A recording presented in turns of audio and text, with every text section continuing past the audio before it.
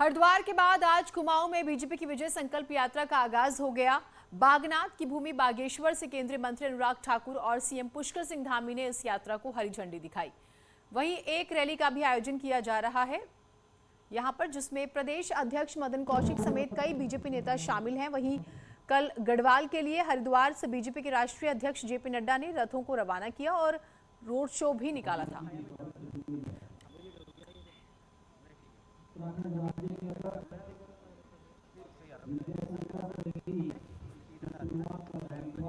तो तस्वीरें सामने आ रही, मुख्यमंत्री पुष्कर सिंह धामी को जो है आप देख भी पा रहे हैं बागेश्वर से। और बीजेपी चाहे उत्तर प्रदेश की बात करें या उत्तराखंड की बात करें, लगातार अलग अलग जगहों से कार्यक्रमों के जरिए जो है चुनावी मोड में आई हुई है। तो कुमाऊं के लिए आज से यात्रा जो है वो शुरू हो रही है।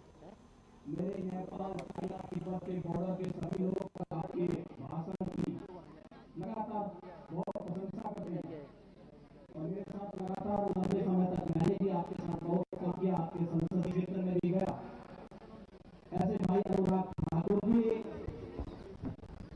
और हम सबके दिलों में बसने वाले, लगातार युवा मोर्चा से लेकर विधायक के रूप में और मेरे संसदीय क्षेत्र के अंदर की शुरुआत हो रही है। वो तस्वीरें आप देख रहे हैं बागेश्वर से, और मुख्यमंत्री पुष्कर सिंह धामी उनके साथ जो है आप देख भी पा रहे हैं। केंद्रीय मंत्री अनुराग ठाकुर भी जो है आपको नजर आ रहे होंगे, और उधर बीजेपी के राष्ट्रीय अध्यक्ष जेपी नड्डा, उन्होंने भी जो है वो भी लगातार जिम्मेदारी संभाले हुए हैं। तो अलग अलग जगहों पर प्रदेश में एक तरफ कांग्रेस जो है वो पोल खोल अभियान चला रही है, बीजेपी जो है वो यात्राएं, संकल्प यात्रा निकाल रही है अलग अलग जगहों पे। कुमाऊं हो या फिर गढ़वाल हो, कोशिश यही है कि जहां पर भी बीजेपी कमजोर है वहां बेहतरीन तरीके से काम किया जाए और एक बार फिर से सरकार बनाई जाए। हमारे बीच में हमारे प्रदेश अध्यक्ष आदरणीय मदन भाई कौशिक जी, हमारे विधानसभा प्रभारी जी लगातार लंबे समय तक विधायक रहे हैं। उत्तर प्रदेश में भी हमारा नेतृत्व करे, ऐसे हमारी विधानसभा। उधर कुन्नूर हेलीकॉप्टर हादसे में सीडीएस बिपिन रावत, उनकी पत्नी और अन्य 12 मृतकों की आज 13वीं है और इसी वजह से कांग्रेस ने ग्राम प्रणाम यात्रा की शुरुआत की है। सीडीएस बिपिन रावत के नाम को आगे कर कांग्रेस ने एक तरफ जहां सैंड गांव से यात्रा की शुरुआत की, वहीं देहरादून में प्रदेश उपाध्यक्ष सूर्यकांत धस्माना ने शहीद नीरज थापा द्वार से यात्रा की शुरुआत की। कांग्रेस अब उन शहीदों के घर जा रही है जिन्होंने देश के लिए अपने प्राणों को न्यौछावर किया। हालांकि कांग्रेस की इस यात्रा पर बीजेपी लगातार हमलावर है।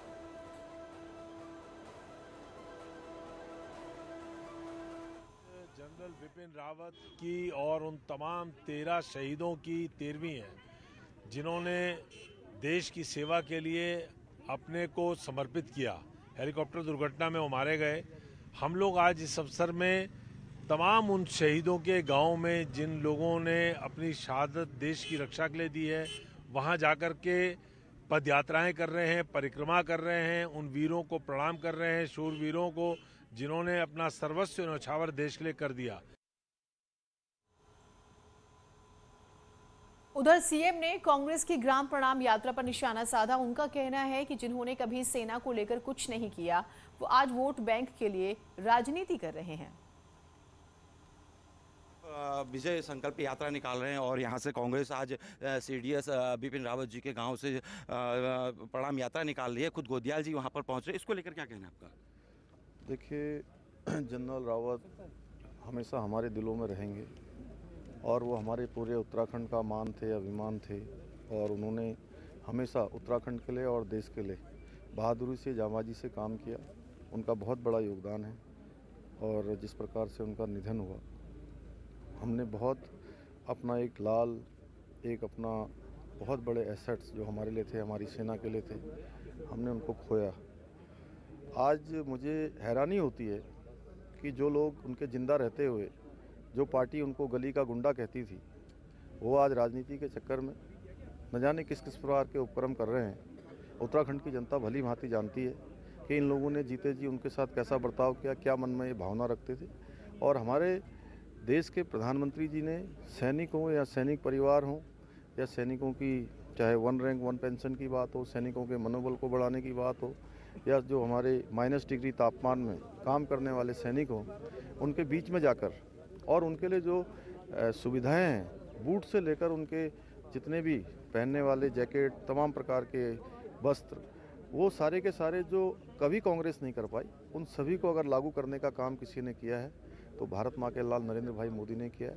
हम हमेशा सैनिकों के साथ हैं, सैनिक परिवारों के साथ हैं, और जनरल रावत के जो सपने हैं, उन सपनों को हम लोग उत्तराखंड के अंदर आगे बढ़ाएंगे। आज कांग्रेस के प्रदेश अध्यक्ष गोदियाल खुद उनके गांव जो सैंड गांव है वहाँ से ही प्रणाम यात्रा निकाल रहे हैं। तो देखिए, मैंने कहा कि जीते जी जो लोग, जो पार्टी उनको गली का गुंडा कहती थी, आज वो जितने भी उपक्रम कर लें, उत्तराखंड की जनता जानती है। सीएम पुष्कर सिंह धामी का कहना है कि भले ही कांग्रेस किसी तरीके से भी यात्रा निकाल ले, लेकिन जनता हकीकत को जानती है। अब देखना है कि 2022 के चुनाव में नतीजे क्या होंगे। कमलेश भट्ट, न्यूज़ 18 खटीमा।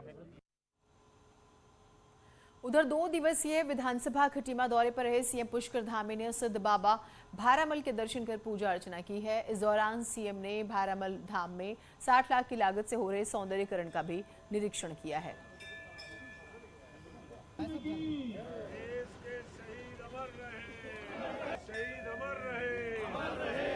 ये भारामल बाबा का जो स्थान है, क्योंकि ये बड़ी आस्था और श्रद्धा का केंद्र है, और मैं बहुत छोटा था तब से मैं यहाँ आता रहा हूँ। आज मुझे प्रदेश के मुख्य सेवक की जिम्मेदारी मिली है, तो ये स्थान केवल ऐसा नहीं है कि केवल खटीमा के आसपास का स्थान है, उत्तराखंड का है। इसमें उत्तर प्रदेश के भी श्रद्धालु आते हैं, अन्य जगह के भी, नेपाल के भी लोग आते हैं। बहुत बड़ी संख्या यहाँ पर लोगों की आती है, और ये स्थान थोड़ा अच्छा होना चाहिए, थोड़ा इसका सौंदर्यीकरण होना चाहिए। पीएम मोदी और कांग्रेस की तरफ से राहुल गांधी की रैली के बाद अब बहुजन समाज पार्टी भी अपनी अध्यक्ष मायावती की रैली जनवरी में उत्तराखंड में करवाने की तैयारी में है। मायावती की रैली देहरादून, हरिद्वार और उधम सिंह नगर में होगी। बीएसपी के जिला अध्यक्ष सत्यपाल जो हैं, उन्होंने बताया कि पार्टी उत्तराखंड में सभी सीटों पर चुनाव लड़ने की तैयारी में है। उन्होंने कहा कि कोर वोटर अभी भी पार्टी के साथ है और सभी 70 सीट पर अपने प्रत्याशियों को उतारकर राष्ट्रीय पार्टियों को कड़ी टक्कर देंगे। जो है पूरी ताकत के साथ लगे हुए हैं, पूरे उसमें जोश खरोश से पूरी तकड़ी रैली होंगी बहन जी की। हरिद्वार में भी होंगी, यहाँ भी होंगी, उधम सिंह नगर में भी होंगी। हमें कोई ऐसी वो नहीं है, कोई जनता हमारे साथ है। बहुजन समाज पार्टी का कैडर जो वोट है उसको कोई हिला नहीं सकता। उत्तरकाशी की गंगोत्री सीट बेहद जो है वो हॉट सीट बनी हुई है, बेहद ही ज्यादा, और बीजेपी के लिए यहां टिकट को लेकर घमासान मचा हुआ है। हालात तो ये हैं कि इस सीट पर 10 से ज्यादा उम्मीदवारों ने दावा कर दिया है।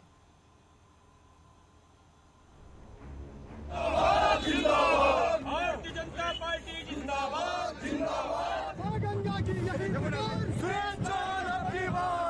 गंगोत्री सीट पर इस बार बीजेपी के अलावा कांग्रेस और आम आदमी पार्टी की भी नजर है। अजय कोठियाल तो चुनाव लड़ने का ऐलान भी कर चुके हैं। वहीं बीजेपी विधायक के निधन के बाद यहाँ पार्टी से दावेदारों की फौज खड़ी हो गई है। दिवंगत विधायक गोपाल सिंह रावत की पत्नी शांति रावत ने अपनी दावेदारी की है, तो वहीं सूरत राम नौटियाल भी दावा ठोक रहे हैं। इसके अलावा भटवाड़ी से सुरेश चौहान ने भी दावा किया है। ये दोनों ही नेता निर्दलीय चुनाव भी लड़ चुके हैं। इनके अलावा लोकेंद्र बिष्ट भी अपनी दावेदारी जता रहे हैं। हम लोग भारतीय जनता पार्टी के कार्यकर्ता हैं और प्रजातांत्रिक पार्टी हमारी है। इसमें दावेदारी करने का अधिकार सबका है, और मैं 1990 में छात्र संघ अध्यक्ष हो गया था, और तब से मैं सक्रिय राजनीति में हूँ। सामाजिक कार्यों में मेरी अहम भूमिका रहती है। अपने क्षेत्र के लगातार संघर्ष कर रहा हूँ, और आज भी लोगों में एक आशा है, लोगों का भरोसा है कि पार्टी आपके हित में निर्णय करती है, तो प्रचंड बहुमत से आपको जिताएंगे। बीजेपी में दर्जन भर ऐसे नेता हैं जो कि गंगोत्री सीट से टिकट पर दावेदारी जता रहे हैं। चंदन पवार, बुद्धि पवार, पवन नौटियाल, जगमोहन रावत, भूपेंद्र चौहान, विजय बहादुर और सुरेंद्र पवार तक के नाम शामिल है। अब बीजेपी कहती है कि पार्टी बड़ी है तो दावेदार भी ज्यादा होंगे ही। गंगोत्री विधानसभा प्रचंड बहुमत से जीत हासिल करेंगे। मोदी जी का प्रभाव और मोदी जी का काम, मोदी जी का नाम, और हम सब लोगों का जो निष्ठा से लगे हैं कार्यकर्ता, इनको पैगाम को लेकर के जनता सफलता और जरूर प्राप्त करेगी। देवस्थानम बोर्ड से प्रभावित इस सीट पर बीजेपी हर हाल में जीत चाहती है, जबकि अन्य पार्टियां भी अपना दावा ठोक रही हैं। तो ऐसे में सटीक टिकट वितरण और बाकी लोगों को समझाने के बाद ही जीत संभव है। न्यूज़ 18 के लिए उत्तरकाशी से बलबीर परमार की रिपोर्ट। और रुड़की से खबर आ रही है जहां एक विदेशी नागरिक में कोरोना की पुष्टि हुई है, जिसके बाद होटल को सील कर दिया गया। यमन के रहने वाले युवक में कोरोना की पुष्टि होने के बाद जो है होटल के सभी कर्मचारियों की टेस्टिंग करने का फैसला लिया गया है। विदेशी युवक की बात करें तो अब ये कहा जा रहा है कि इसका ओमिक्रॉन वेरिएंट की जांच भी कराई जाएगी।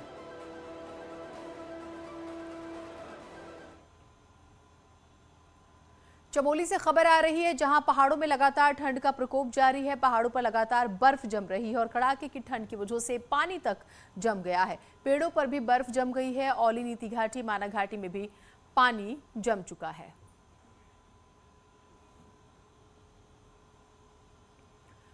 तो औली घाटी, नीति घाटी में आप देख रहे हैं जो ओस पड़ी इन पौधों पर और पेड़ों पर, वो भी जो हैं वो जम चुकी हैं। देखिए जरा तो टेम्परेचर किस तरह से डाउन होता जा रहा है और अभी संभावना है कि ये कई दिनों तक ये सिलसिला जारी रहेगा और उसका असर मैदानी इलाकों में भी पड़ता है।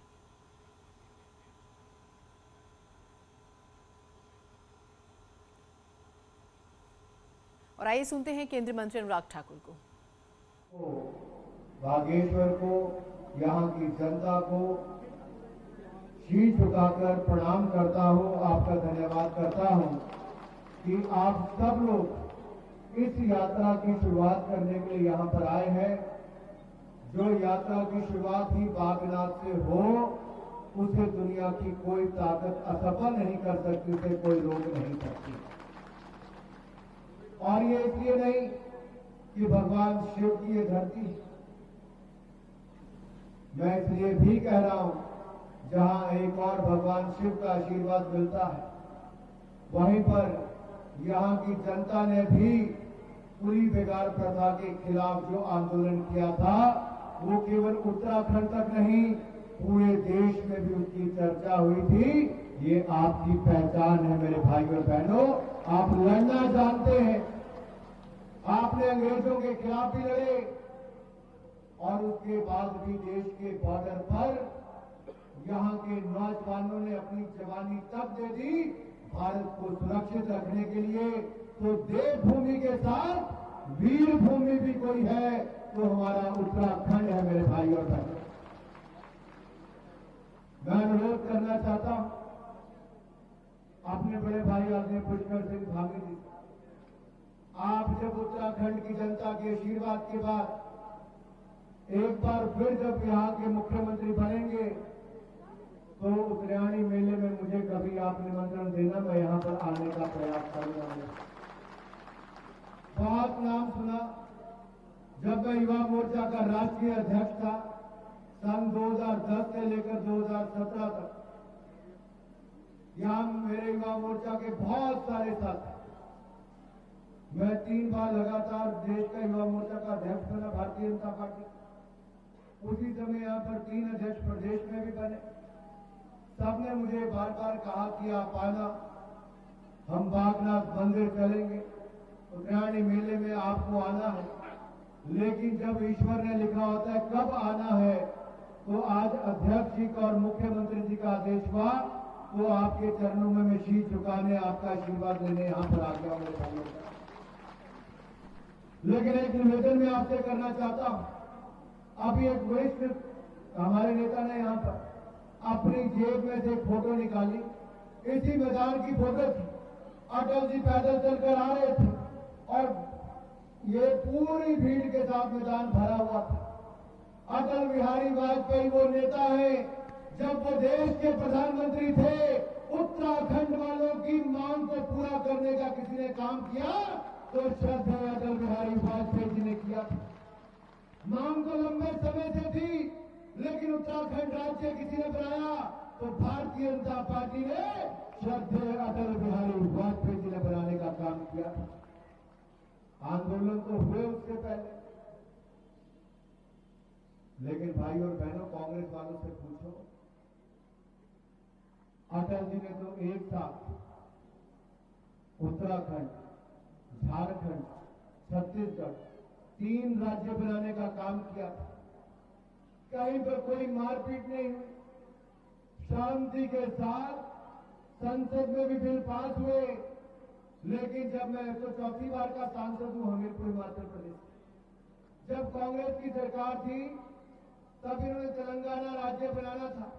इनके अपने कांग्रेस के सांसद ही विरोध करते थे, उनको मार्शल उठाकर सदन से बाहर फेंक देते थे। कांग्रेस के सांसद मिर्ची पाउडर लेकर आते थे, बाकी सांसदों की आंखों में फेंकने का काम करते थे। ये कैसी कांग्रेस की सरकार थी जो राज्य तो बनाना चाहती थी लेकिन बना नहीं पाती थी। रात के 12 बजे उन्होंने बेड़ा गर्क करने का काम किया था। मैं अंतर बताना चाहता हूं, एक तरफ हमने 3 राज्य बनाए जिनमें से एक उत्तराखंड था। अगर अटल बिहारी वाजपेयी जी ने बनाने का काम किया तो नरेंद्र मोदी जी ने चारों दिशाओं में विकास करने का काम किया है। मेरे भाइयों बहनों, चलिए एक छोटे से ब्रेक के लिए रुक रहे हैं, कहीं मत जाइएगा।